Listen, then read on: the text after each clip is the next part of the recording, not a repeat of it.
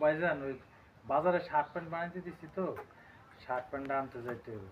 তাছাড়া টাকা পয়সা তো নাই পকেটে। ঠিক আছে, যাওয়ার সময় রাখা এই যে কুদ্দুসের কাছ থেকে টাকা নিয়ে যায়।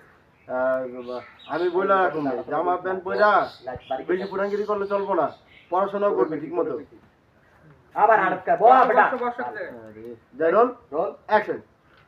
ঠিক আছে ভাইজান, এটা নিয়ে চিন্তা করো না, আমি পড়াশোনায় মনোযোগ দিই। ভাই বলতেছে কি রে, তুই কিছু বলবি? বোনের বলতেছে না না ভাইয়া।